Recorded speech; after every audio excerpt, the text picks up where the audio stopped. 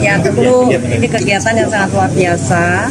Ya, dari MDI mengadakan MTQ untuk para kaum difabel. Ini yang pertama kali diadakan oleh pengurus MDI, dan tentu kami sangat mengapresiasi, dan mudah-mudahan kegiatan ini bisa terus dilaksanakan, bukan hanya kali ini saja, dan alhamdulillah kali ini juga bertepatan dengan milad MDI yang ke-47 tahun.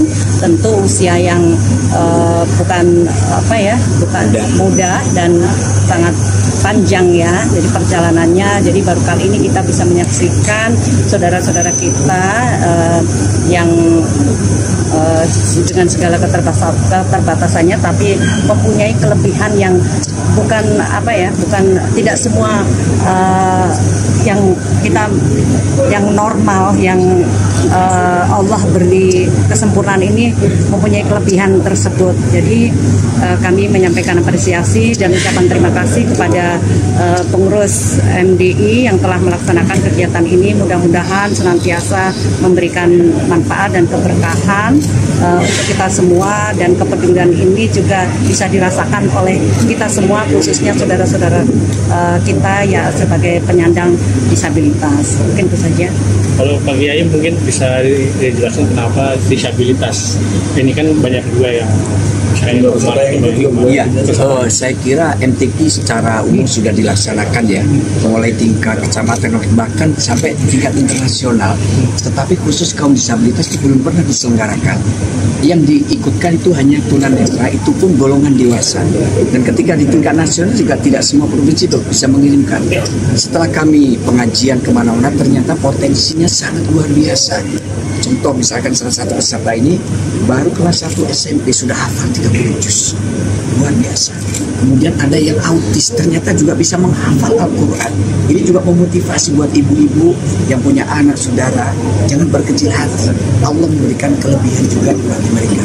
Saya kira itu, dan insya Allah seizin pimpinan Dewan Pimpinan Pusat Partai Golongan Karya, itu insya Allah kami akan segera mempersiapkan dalam rangka Hari Disabilitas Internasional tanggal 3 Desember nanti.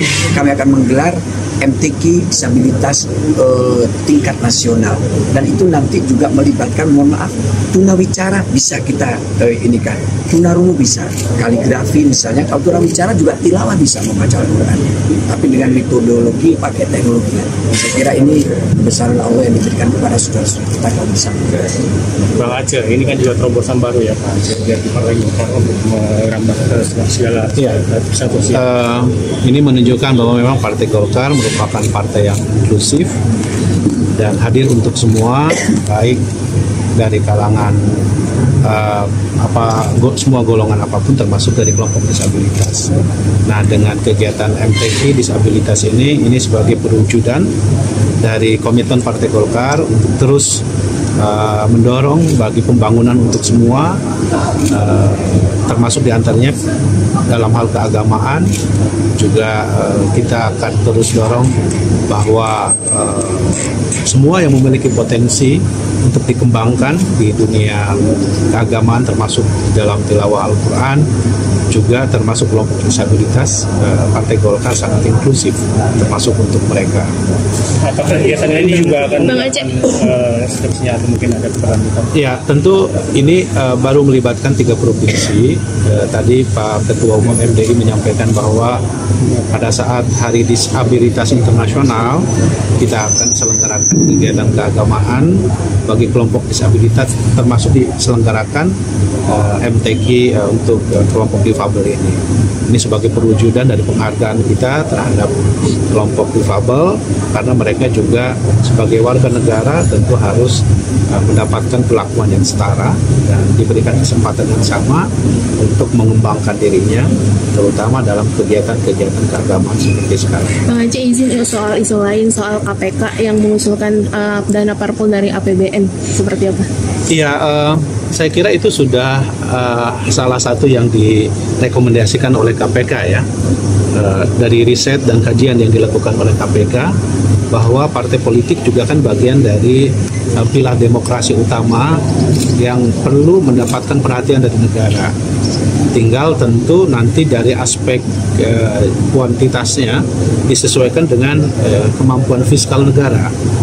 Dan sebagai bagian dari upaya membangun demokrasi yang sehat, penguatan partai politik melalui instrumen negara juga saya kira penting untuk dilakukan.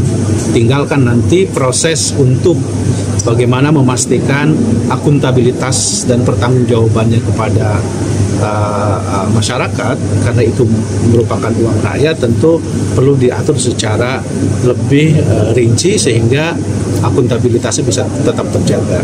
Jadi harus dipahami, dan saya kira itu juga berlaku di negara-negara demokrasi yang lain, bahwa